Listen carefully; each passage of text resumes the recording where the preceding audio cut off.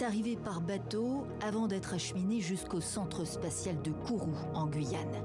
Le super télescope James Webb, nommé d'après le directeur de la NASA, l'homme qui avait mené à bien la mission Apollo sur la Lune. En vol prévu le 24 décembre à bord de la fusée européenne Ariane 5, mise en orbite autour du Soleil un mois plus tard à 1,5 million de kilomètres de la Terre, au point Lagrange L2. C'est de là que le télescope infrarouge, doté d'un miroir de près de 7 mètres de diamètre et recouvert d'une fine couche d'or, captera la lumière des premières galaxies, celles apparues dans l'univers jeune, moins de 400 millions d'années après le Big Bang. Nous espérons observer les premières étoiles en formation, le premier assemblage de galaxies. Et ainsi, nous en apprendrons beaucoup sur la façon dont l'univers est né 200 ou 300 millions d'années après le Big Bang.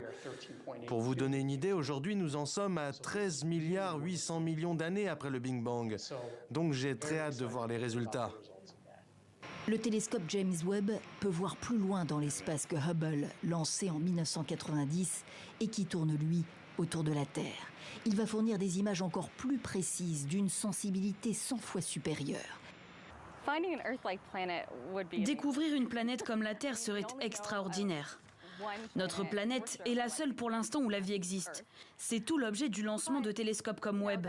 On sait qu'il y a des planètes de toute taille dans l'univers et on veut trouver celles de taille et de température semblables à la planète Terre.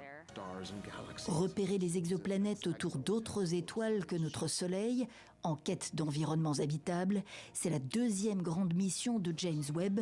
Il l'opérera pendant 5 ans au moins et potentiellement jusqu'en 2032.